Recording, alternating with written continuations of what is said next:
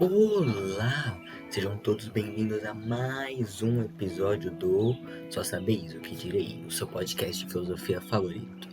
E hoje a gente vai falar sobre a Revolução Científica do século XVII.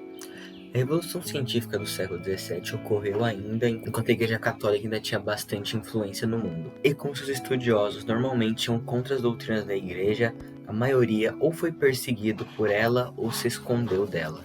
O primeiro que vamos falar é Nicolau Copérnico. Ele foi matemático, astrônomo, médico e cônego da Igreja Católica. Ele explicou os ciclos das estações do ano e o diferente posicionamento das estrelas nos hemisférios, e também detalhou o movimento da Terra, da Lua e dos planetas. Porém, a sua principal obra foi a do heliocentrismo. A teoria do heliocentrismo, como o nome indica, é uma teoria que coloca o Sol no centro do sistema solar, defendendo que a Terra e os restantes dos planetas giram em torno do mesmo. Nicolau também defendeu que todos os corpos celestes são esféricos e que seu movimento é circular e uniforme. Todos eles giram em torno do Sol, que está imóvel, e a Terra apresenta dois movimentos: o movimento giratório em torno do Sol e o movimento giratório em torno de si mesmo. Defendeu ainda que a Terra tem uma rotação diária, uma rotação anual e uma inclinação anual do seu eixo. Afirmou que sua posição face ao Sol seria de muito maior proximidade comparativamente às outras estrelas. Por fim, Copérnico defendeu ainda que os planetas tinham diferentes distâncias do Sol, estando em ordem de proximidade assim dispostos: Mercúrio, Vênus, Terra, Lua, Marte, Júpiter, Saturno e finalmente as estrelas fixas.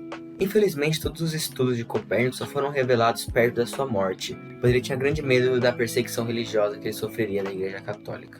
A sua principal obra, onde foram documentados seus principais estudos, se chama Os Movimentos dos Corpos Celestes. O próximo é Galileu Galilei. Galileu Galilei foi um importante cientista, físico, matemático, astrônomo e filósofo italiano.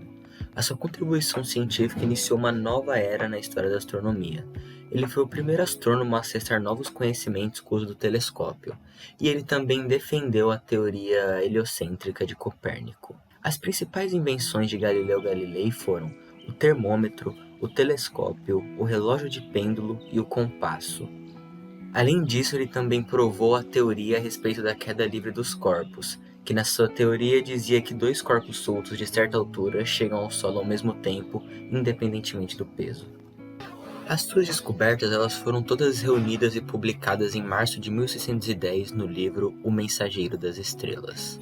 Em 1616, Galileu foi acusado pelas autoridades da Inquisição e ameaçado de pena de morte caso não renegasse publicamente as verdades científicas que tinha comprovado.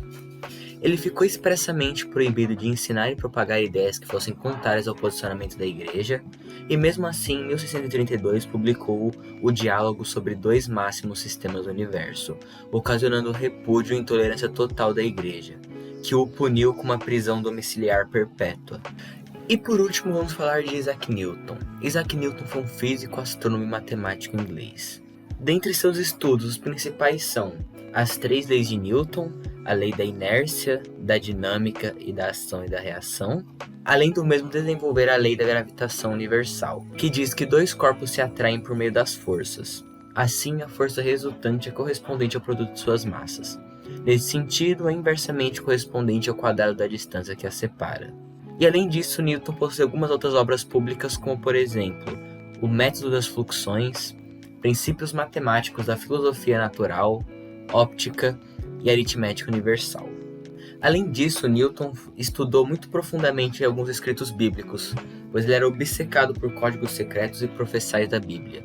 E além disso, durante uma parte da sua vida, ele focou bastante seus estudos na área da alquimia, além de que, em uma certa época, ele foi diretor da Casa da Moeda, e com isso ele acabou fortalecendo a moeda e reerguendo o Código Nacional, o que fez a Rainha Ana, em 1705, nomeá-lo com o título de Sir, fazendo com que ele fosse o primeiro cientista a receber tal honraria.